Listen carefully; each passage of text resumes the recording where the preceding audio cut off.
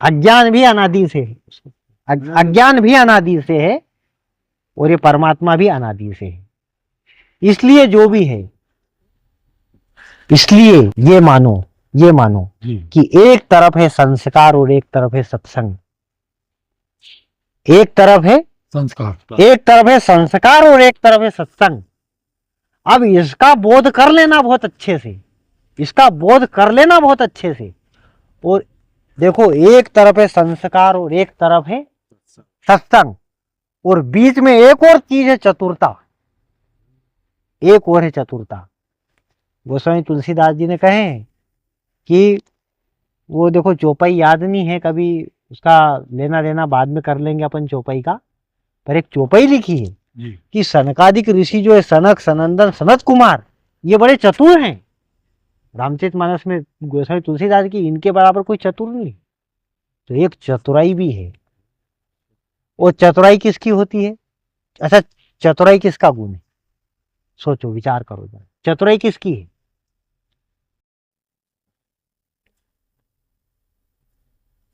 चतुराई कहां से आती है? अभी जरा हाँ, नहीं नहीं नहीं नहीं, चतुराई, चतुराई गुण किसका है अभी थोड़ा सोच लो आप। पर एक तरफ है, उसको अपन क्लियर कर लेंगे, एक तरफ है संस्कार और एक तरफ है सत्संग। तो ये मान के चलो कि हरि अनंत, हरि कथा अनंता। जब हरि अनंत है तो हरि की कथा भी अनंत है। जब उसकी कथा अनंत है तो ये कथा भी अनंत काल से चलती आ रही है। जब हरि अनंत है तो हरि की कथा भी अनंत काल से चलती आ रही है। तो ये सत्संग अनादि हुआ कि नहीं? ये सत्संग भी अनादि है, क्योंकि आदि सच, जुगादि सच, है भी सच, नानक होसी भी सच, एक ओकार सतनाम। तो ये जो कथा है, आदि अनादि है, पुरातन है, सनातन है। तो ये सत्संग अनादि है। पर दूसरी तरफ ये है कि ये जो प्रकृति से जो मिला, सत्संग परमात्मा का ही विषय है, और संस्कार किसका विषय है? प्रकृति का।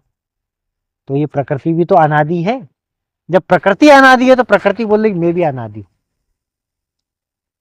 आपने शिव का स्वरूप देखा है कि अर्धनारेश्वर है, आधा शिव का है और आधा पार्वती का। तो आधा जो है वो पुरुष है, पुरुष ब्रह्म है, और जो स्त्री भाग जो पुरुष के भगवान के अर्धनारेश्वर में है वो प्रकृति है जी। तो ब्रह्म यदि कह रहा है कि मैं हूं, तो प्रकृति क्या कह रही है? प्रकृति कहे कि मैं भी। ब्रह्म ने रचना करी, रचना इसलिए करी ब्रह्म ने कि ये जो जीव है, ये है तो सब साधन करके मुझको ढूंढ ले, ये साधन करके मुझको ढूंढ ले। ये ब्रह्म ने व्यवस्था करी। ब्रह्म ने क्या व्यवस्था करी? और रचना में फिर संतों को पहुंचाया। जीव को मुक्त होने के लिए ब्रह्म ने क्या किया? संतों को पहुंचाया कि समझो, सुनो और आवागमन से मुक्त हो जाओ। जब ब्रह्म ने जब रचना करी तो वो जो प्रकृति थी उसने सोचा कि भाई, जो माया थी उसने सोचा कि भाई ये तो सब भगवान ने तो सारी व्यवस्था लगा दी, तो माया ने भी व्यवस्था लगाई। तो माया ने क्या व्यवस्था लगाई? माया ने इधर ये तो संतों की रचना करी, इधर साधन की रचना करी, इधर विवेक, ज्ञान, सत्शास्त्र, ये सब किसने रचना करी? खूब पचे भाई। 24 अवतारों में वेद व्यास का अवतार ले लिया, 18 पुराण, 4 वेद, 6 शास्त्र की रचना कर दी, सब कर दी व्यवस्था यहां से वहां तक। बोले कि जीव का उद्धार करने के लिए सारी व्यवस्थाएं कर दी है। तो माया ने बोला कि भाई जीव तो जरा में मुक्त हो जाएगा। तो माया ने क्या किया?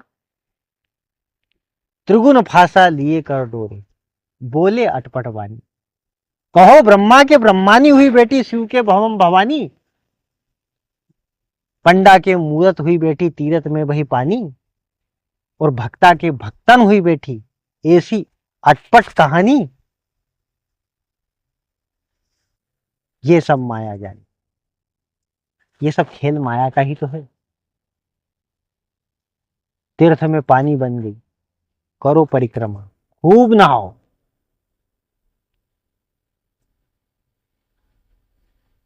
तीरथ जावे गाठ का खावे और बुड़ की दई दई जल में नहावे। बताओ कितनी चतुरता है व्यक्ति के अंदर।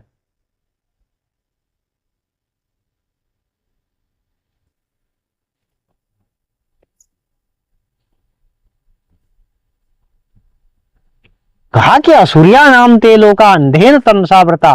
दो प्रकार के हैं जीव, एक तो असुर है और एक सुर है। तो जो देवता है, तो देवता तो बोले कि अमृत का पान करते, और असुर मद का पान करते हैं। विश्व मोहिनी स्वरूप धारण किया भगवान ने, विश्व मोहिनी। अब विश्व मोहिनी स्वरूप धारण किया तो विश्व मोहिनी स्वरूप के पास क्या थे? दो मटके थे, है ना। तो एक में मदिरा भरी और एक में अमृत भरा। तो जरा में वो अमृत के कलश को भी उठाए और जराक में मदिरा वाले को भी उठाए। कलश में ये नहीं मालूम पड़ा कि मदिरा किसमें और अमृत किसमें। अब देवताओं को तो अमृत टिम टाम करके, मतलब मोहिनी स्वरूप ने क्या था? मोहिनी का स्वरूप विश्व मोहिनी स्वरूप। वो जरा में उठा के तो अमृत पिलाए और जराक में क्या पिलाए? मदिरा पिलाए। इसको पिलाते पिलाते कि असुरिया नाम तेलों का अंधे न तमसावृता। वो अंधे लोग हैं जो अपनी चतुराई और बुद्धि से अमृत नहीं पीते, वो असुर लोग हैं। पर उस असुरों की सभा में भी एक बुद्धि से चलने वाला, कौन? राहु। बुद्धि से चलने वाला, बुद्धि चातुर्य, बुद्धि में चातुर्य था। वो उसने देख लिया कि ये जो है यहीं पर खेल हो रहा है कि दो मटके हैं। ये विश्व मोहिनी के पास क्या है? दो मटके हैं, एक में अमृत भरा है और एक में मदिरा भरा है। तो मदिरा से तो व्यक्ति मदवाला होता है, नशे में चूर चूर होते जाता है। कहीं पता ही नहीं लगता कि क्या हो रहा है दुनिया में, कि पड़ोस में क्या हो रहा है ये तक भी नहीं पता लगता। पड़ोस की छोड़ो, घर में क्या हो रहा है उसको कोई लेना देना नहीं। जिसने मदिरा को पिया उसको ये भी नहीं ज्ञान रहता कि घर में क्या हो रहा है। फिर पड़ोस की खबर कौन दे? पड़ोस में क्या हो रहा है क्या पता, और गांव में क्या हो रहा है क्या पता उसे, और दुनिया में क्या पता हो रहा है। ये तो फिर उसके लिए बहुत ही दुर्गम बात हो गई जिसने मदिरा पी रखी है। पर आसमान में लगी आग, जल जल पड़े अंगार, और जो न होते संत तो ये जल मरता संसार।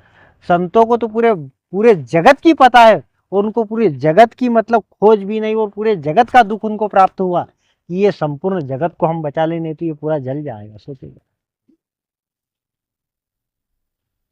मदिरा वाला तो सोया हुआ है। तो उस विश्व मोहिनी ने, जो विश्व को मोहित करने वाली थी, एक घड़ा अमृत का है और एक मदिरा का है। राहु ने बुद्धि की कला से समझा, राहु ने बुद्धि की कला से समझ लिया कि एक अमृत है और एक मदिरा है। वो देवताओं की सभा में जाके बैठ गया। अब देखो, भगवान तो सर्वज्ञ है, भगवान सर्वज्ञ है तो भगवान तो जान लेते कि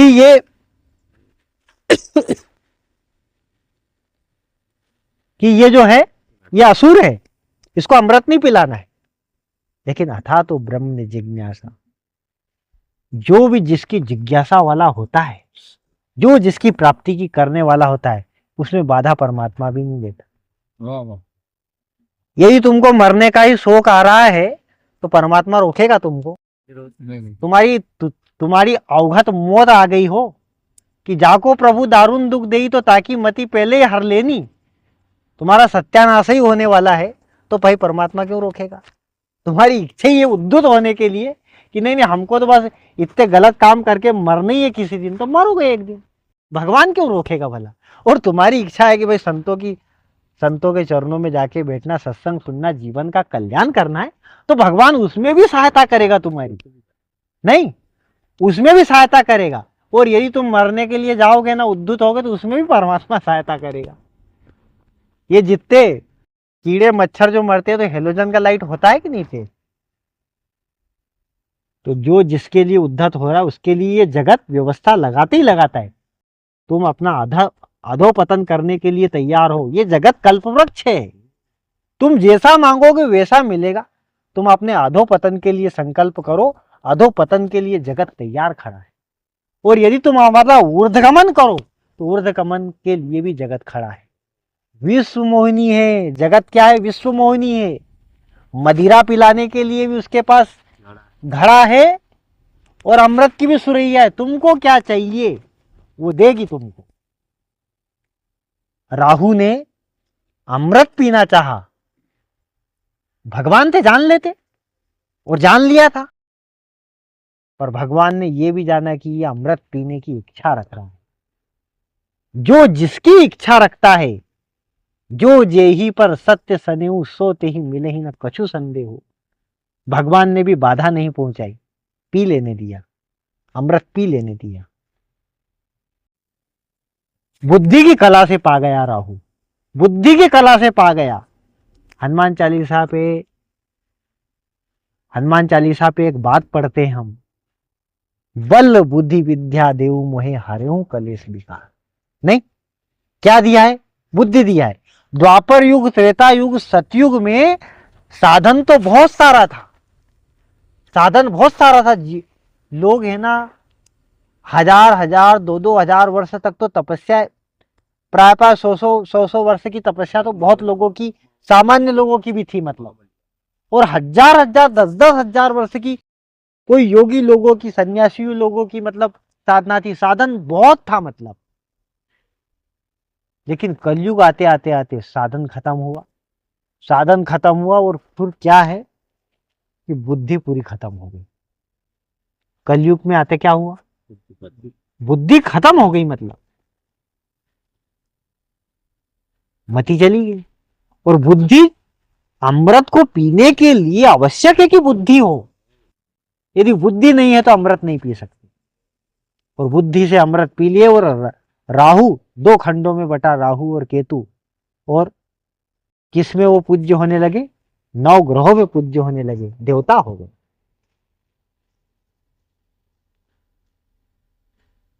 विश्व मोहिनी, विश्व मोहिनी यानी जो भी दृश्य वर्ग है, क्या है? सब विश्व मोहिनी। ये पदार्थ विश्व मोहिनी है, ये शरीर ये विश्व मोहिनी है। विश्व मोहिनी का, विश्व के अंतर्गत जो जो पदार्थ है सब विश्व मोहिनी है। और जहां जहां विश्व मोहिनी होगी वहां पर एक तो मदिरा है और एक अमृत। यह तन विष की बेलरी और गुरु अमृत की खान। शीर्ष दिए तो गुरु मिले तो भी सस्ता जा। विष भी है, अमृत भी। हम क्या चाहते हैं?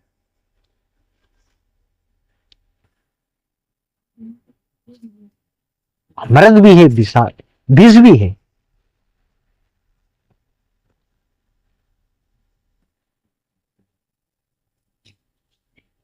द्वार है, द्वार न पावे शब्द का, फिर भटका काय, शब्द बिना श्रुति आंधरी। ये जो कान है, ये कानों में प्रकाश नहीं है, प्रकाश। शब्द बिना श्रुति आंधरी। जैसे कि एक मकान में कैसे अंधेरा होता है, अंधेरा, अंधेरे मकान में नहीं सोते, वहां भी एक कोई मोमबत्ती, एक कोई दिया हमने जलाया, उसमें व्यक्ति रहता है। अंधेरे अंधेरे मकान में कैसे रहे, अंधेरे घर में कैसे रहे, वहां भी अपन ने उसको रोशन किया।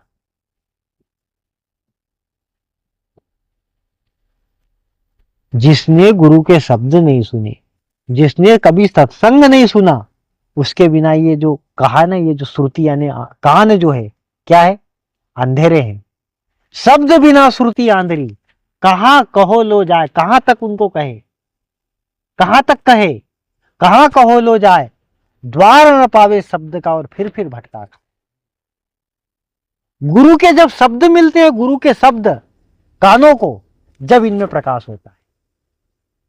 सोचो, जिनने मनुष्य योनि प्राप्त करी और कभी सत्संग नहीं सुना, शब्द नहीं सुना, उनकी तो अभी पहली दीपावली नहीं हुई समझ लो कि नहीं।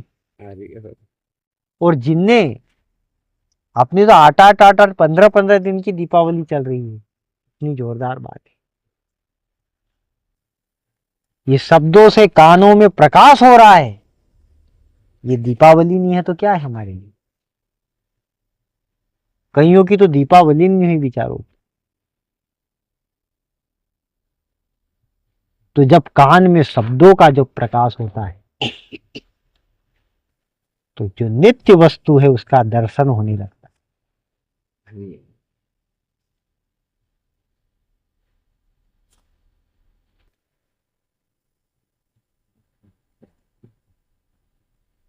जिन्होंने कथा सुन ली, शब्द का प्रकाश हो गया। कहा कि जिन जिन शब्द विवेक किया नहीं तो गाफिल खल, अंधेरे में नहीं तो पड़े हैं।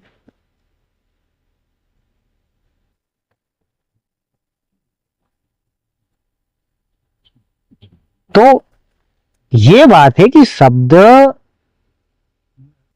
की महिमा यह कि शब्द जागृत कर देता है, शब्द जागृत कर देता है पुरुष को। लेकिन क्या है कि प्रश्न ये किया गया कि तू शब्द है और शब्द है तो तू शब्द, ये परमात्मा का विषय है, ये परमात्मा की ही चर्चा है। लेकिन शब्द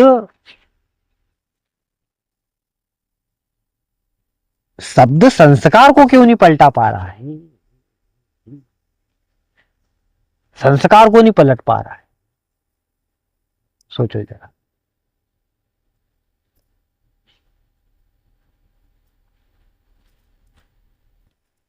जिस चूल्हे में रोटी बन रही थी, सुनना, जिस चूल्हे में रोटी बन रही थी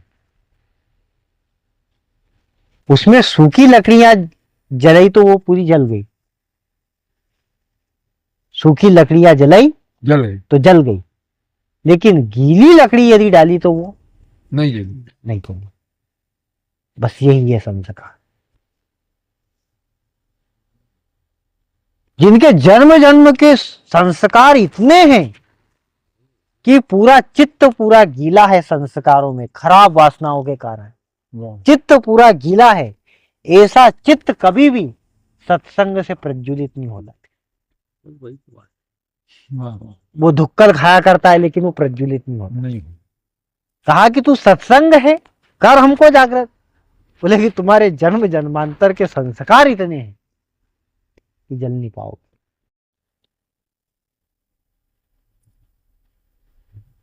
पर जीव यदि इच्छा करे, जीव यदि इच्छा करे कि ये संस्कार यदि जलाने हैं, तो गीता कहती है ज्ञान अग्नि दग्ध कर्माद, सारे कर्मों को फूंक देती है ज्ञान अग्नि।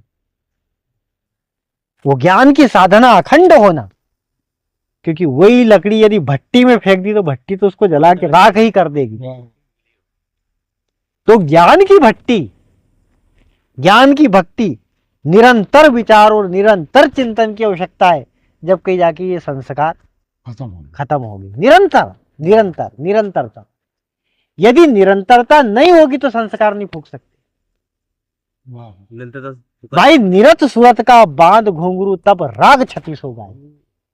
तुम्हारे अंदर परमात्मा का राग सुना सकता है, तुम्हारे अंदर 36 रागों की झनकार बज सकती है, पर कब? जब सूरत निरत का बांध घुंघरू। आहा, एक पैर में सूरत, एक पैर में निरत। नहीं, सूरत निरत। सूरत क्या है? परमात्मा का नाम, परमात्मा का ध्यान का नाम है सूरत। परमात्मा को ध्यान तो करते थे, तो बोले कि एक आध महीना किया क्या, शुरू शुरू में नए नए गुरु बनाए थे, माला ली तो शुरू शुरू में तो ध्यान लगा, अच्छा भी लगा, शुरू शुरू में शौक था, पर बाद में क्या हुआ? सब सुन सपाट। अब कहीं ध्यान करते नहीं, कहीं करते। निरंतरता कहाँ रही? निरंतरता कहाँ रही? यदि निरंतरता यदि रहती तो संस्कार को तू जला देता। सूरत तो है, निरत नहीं है। सूरत तो है, निरत नहीं है। निरत, निरत नाम किसका नाम है? निरंतरता का नाम है निरत। सूरत नाम ध्यान का और निरत नाम निरंतरता का। रोज हो, रोज हो, रोज हो, रोज हो। इसी निरंतरता को कहा कि भाई करत करत अभ्यास से जड़मती हो रतरी आवत जात पर सिल पर होत निशान। वो रस्सी और शिला एक तरफ मजबूत चिल्ला है। देखो उदाहरण संस्कार पे और सत्संग पे आ गया, बहुत अच्छे समझ लेना। संस्कार जो है क्या है, शिला के समान है। एक तरफ रस्सी और एक तरफ शिला है, बताओ दो में से मजबूत कौन है? शिला मजबूत है। यदि दोनों में टक्कर की जाए तो रस्सी को टूटना पड़ेगा, शिला नहीं टूटेगी। लेकिन संस्कार वो शिला के समान है और सत्संग रस्सी के समान है। तो रस्सी जैसे जैसे जैसे जैसे आती जाती गई, बाकी दुर्बलता में देखे तो रस्सी को शिला तोड़ देगी। एक दूसरे पे यदि पटके ना तत्काल में तो रस्सी को चुर्रा बना देगी शिला। लेकिन निरंतरता से क्या हुआ, निरंतरता से रस्सी जैसे जैसे जैसे जैसे चलती गई, एक दिन शिला को भी निशान कर दिया। निशान क्या, खत्म कर दिया उसको। तुम्हारे संस्कार कितने भी पत्थर के समान हो जाए, लेकिन रस्सी जैसे निरंतर चलती है तो वो शिला को भी काट दिया और निशान कर दिया। ऐसे तुम्हारे संस्कार को भी काट देगी निरंतरता, पर निरंतरता में रहो तो सही। मीरा ने क्यों कहा कि मारे जन्म मरण रा साथी, ताने नहीं बिसरू दिन राती। दिन रात नहीं भूलना है। क्यों? हम तो ये प्रश्न कर रहे हैं कि 3 घंटे में काम हो जाएगा, क्यों 21 माला में काम हो जाएगा? बिना निरंतरता के काम होगा ही नहीं। वो संतो, ये संतोन पागल थे। रात दिवस करूं श्री राम की सेवा, अवगुण तजु पूजू आत्म देवा। हाँ, मीरा कहती है महाराज जन्म मरम रा साथी, तने नहीं विसरू दिन राती। उन्होंने क्या कहा? क्योंकि निरंतर निरंतर निरंतर निरंतर, यानी रोज हो। यदि तुमने 1 महीने बाद भी यदि नाम छोड़ दिया तो समझ लो कि सूरत तो थी, नीरत नहीं थी, टूट गई नीरत।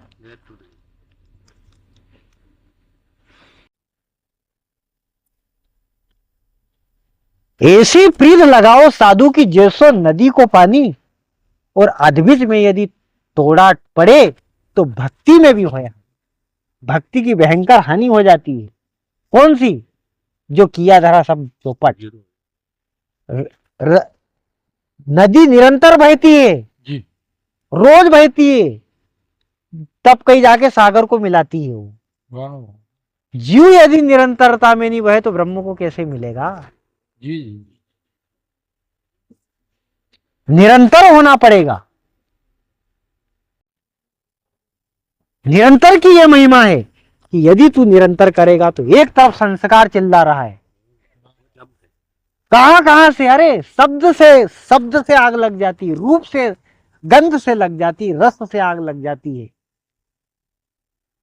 फिर विधान लिखे कि लहसुन मत खाओ, प्याज मत खाओ। क्यों?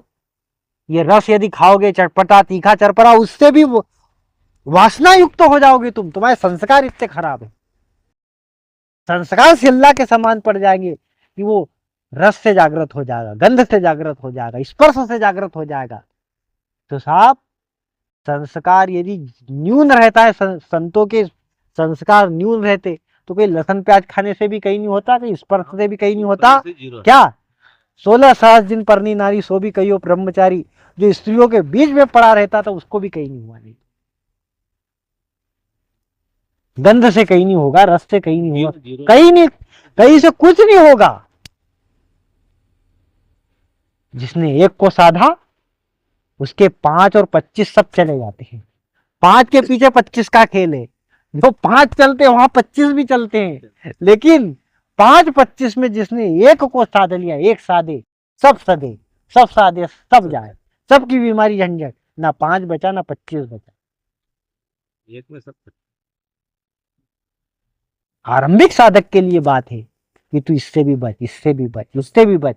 स्थिति बताई कि हिरण ने केवल एक शब्द को ग्रहण किया तो उसको बहेलिये ने बांध लिया।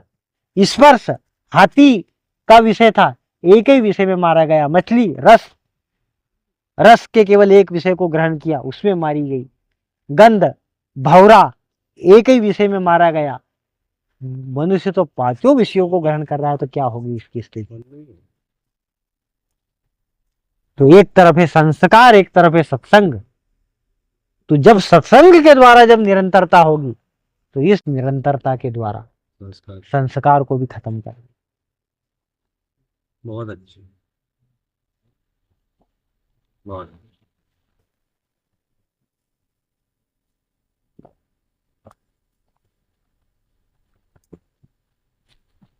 गुरु एक ने एक व्यक्ति को कहा गया कि तेरे जीवन की यदि उन्नति चाहिए, तेरे को तेरे जीवन की उन्नति के लिए तेरे को परमात्मा को ही प्राप्त करना है, तो गुरु ने एक विधि बताई।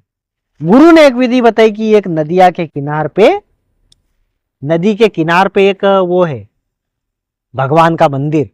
तो तू भगवान के मंदिर पे रोज जाया कर और एक दीपक जला दिया कर। रोज शाम के समय जाया कर और एक भगवान को दीपक जला के आ जाया कर। रोज गया और 1 साल तक कर लेना। 1 साल का नियम तूने कर दिया तो तेरे को भगवान प्रत्यक्ष दर्शन दे देंगे। तो वो रोज जाए। बारिश का समय आया तो बारिश में भी जाता था, गर्मी में भी जाना, ठंडी में भी जाना दीपक जलाने। उसका एक शत्रु था, उसने बोला कि यार ये क्या विधि कर रहा है, और ये जो विधि कर रहा है इसमें इसकी कहीं ना कहीं उन्नति छुपी होगी क्या। तो वो क्या, उसने देखा कि ये क्या कर्म कर रहा है, तो बोले कि ये दीपक जलाने जाता है। तो ये दीपक जलाने जाए तो वो दीपक बुझाने के लिए जाए। बस वो जैसे ही जला क्या है, ये इससे बुझा कि इसकी उन्नति तो नहीं होने दूंगा। दूसरे की उन्नति को देख के जलना, इसी का नाम ईर्ष्या है। वो करता गया। अब कहीं बारिश का दिन आया, एक दिन बारिश, नदी बहुत ज्यादा पूर आ गई। तो सोचा कहाँ मगजमारी करूंगा, और ये आलस से कर गया कि आज के दिन नहीं भी जाते तो चलेगा, रोज तो कर रहे हैं। वो उसने आदमी ने देखा कि मेरे को तो दीपक बुझाने जाना है, इसने भी देखा पानी बहुत है, आज बाढ़ भी आई है नदी की, क्या करे, बुझाना जरूरी है। अब 1 साल से क्रम चल रहा था, कुछ ही दिन बाकी थे बस। ये दीपक जलाने वाला भी रोज जा रहा था और दीपक बुझाने वाला भी रोज जा रहा था। लेकिन दीपक बुझाने वाले ने सोचा कि यार आज बारिश बहुत है, नदी भी बाढ़ आई है, कौन जाए, यदि नदी में यदि कूदूंगा तो नदी कहीं मेरे को बहा के नहीं ले जाए, मैं वैसे ही मर जाऊंगा, तो आज छोड़ देते, कल से फिर चलेंगे। लेकिन बुझाने वाले ने कहा कि बुझाना तो मेरे को आज भी जाना है। सक्सेस भी उसने नदी में छलांग लगाई, नदी को जैसे तैसे नदी पार होके गया। अंधेरा भी हो रहा था, श्रावण भादों की बारिश थी लगी हुई। नदी के उस पार गया और वो दीपक बुझाने के लिए गया, पर वहां कोई दीपक जला हुआ नहीं था। गया, वो मंदिर में प्रवेश किया भगवान के, लेकिन कोई भी दीपक जला हुआ नहीं था, क्योंकि वो तो दीपक बुझाने के लिए ही आ रहा था। तो दीपक की कोई रोशनी नजर नहीं आई उसको कि जिसको वो बुझा सकता था, पर दीपक की रोशनी तो नहीं नजर आई, पर मूर्ति में से एक रोशनी उसको जरूर नजर आई, जो एक विराट रूप धारण करके साक्षात परमात्मा प्रकट हो गए। बेटा वो दीपक बुझा जलाने वाला, और ये तो लोगों ने मान्यता रखी कि जलाने से मिलूं कि बुझाने से मिलूं, बस तेरी निरंतरता के कारण प्रकट हुआ हूं। वो जलाने वाला रोज आता था, लेकिन निरंतरता टूट गई, और तू बुझाने के लिए आता था। तो जिस ज्योति को तू बुझाने आता है, वो ज्योति को छोड़, यहाँ तो परम ज्योति। और भगवान ने दर्शन दे दिए। क्यों? क्योंकि तेरी निरंतरता है बेटा। तू आया नियम से, हम देखे। और ये शरीर में देखो, भोजन की निरंतरता रोज की है, शयन की निरंतरता रोज की है,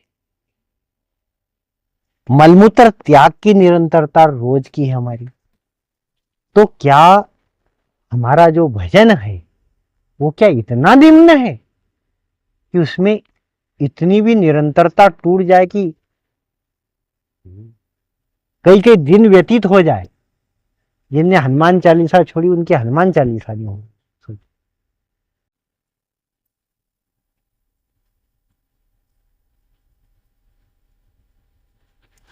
निरंतरता है तो ही परमात्मा के वहां तार लगेगा, नहीं तो मुश्किल का। नहीं लगता। वाह भाई, वो तुम्हारा जैसा भी साधन हो, संस्कार लगा है। तुम्हारा जैसा भी संस्कार हो, जैसा भी साधन हो, उसको करो, पर निरंतर करो। जो भी हो, जो भी हो, निरंतर। सबसे बड़ी बात यह है, सिंगा जी को जब गेंडोला जब कटा तो भगवान ने दर्शन दिए, तो दर्शन देके जैसे ही भगवान चले तो खेमदास जी ने वहां एक शब्द लिखा, दई आशीष जगत निरंतर पधारे। मतलब भगवान का वहां शब्द निरंतर के रूप में मतलब प्रयोग किया है खेमदास जी महाराज कि निरंतरता है, तो निरंतरता के रूप में ही उनका शब्द दिया है ऐसा कुछ। अभी उतना क्लियर तो नहीं हुआ है, लेकिन हमने जहां तक देखा कि वो निरंतर शब्द ही, निरंतर शब्द दिया है परमात्मा को। तो एक है सूरत, एक है निरंतर, एक ही है सूरत, निरत नहीं।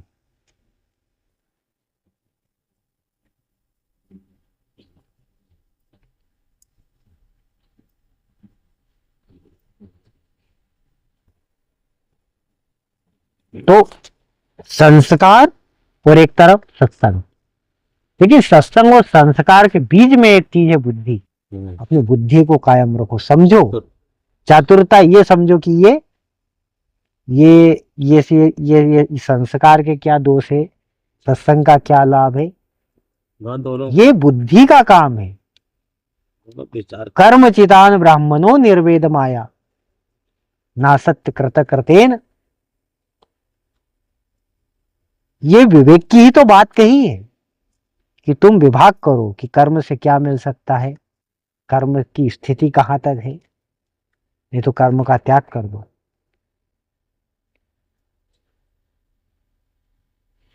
और कर्म का त्याग करके जो सोत्रिम ब्रह्मनिष्ठ है उसके द्वारा इस ज्ञान को समझने की कोशिश करो।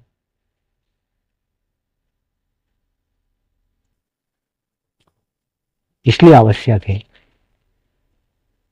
कि बुद्धि के द्वारा विचार करके बुद्धि का संचार हो जाए, बुद्धि का विचार हो जाए।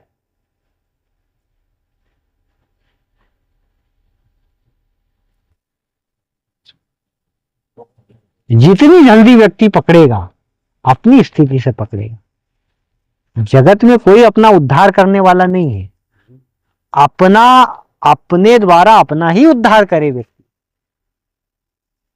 अपने द्वारा अपना ही स्वयं उद्धार करेगा, अपने द्वारा ही समझेगा वो। क्योंकि तुम तुम्हारे द्वारा नहीं समझ सकते, तुम्हारे पास ये योग्यता है कि तुम समझ सकते हो। तुम तुम्हारे द्वारा तुम ही नहीं समझ सकते तो फिर संसार में तुमको कोई भी नहीं समझा सकता। समझी लियो रे मना भाई, मतलब हे मना भाई तू अपना आप में ही समझ, बस किसी की तुमको जरूरत थोड़ी ना है। तुमको समझा सकते हो, लेकिन नहीं तुम नहीं समझा पा रहे हो, इसका मतलब ही है कि तुम्हारा तभी अध्यात्म का मार्ग भी नहीं शुरू हुआ। जब तुम अपने आप को, मन को समझाने में सक्षम हो जाओ कि आपको मन में ऐसी तसल्ली लगे कि मैं मेरे मन को समझा पा रहा हूं, तो समझ जाना कि तुम्हारा अध्यात्म का रास्ता चल पड़ा है बस। और तुम यदि मन के सरकने में यदि सरक रहे हो तो समझो कि तुम एक कदम नहीं चले अभी। कहत कहत कहत क्या हुई, चले तो गांव पाई। तुम कहने से गांव गांव गांव बोलोगे तो गांव गांव थोड़ी पहुंच जाओगे, तुम चलोगे तो गांव पहुंचोगे। अध्यात्म में हम कहाँ चल रहे हैं, क्या स्थिति है, चल भी रहे कि नहीं चल, स्थिति कैसे पता लगेगी।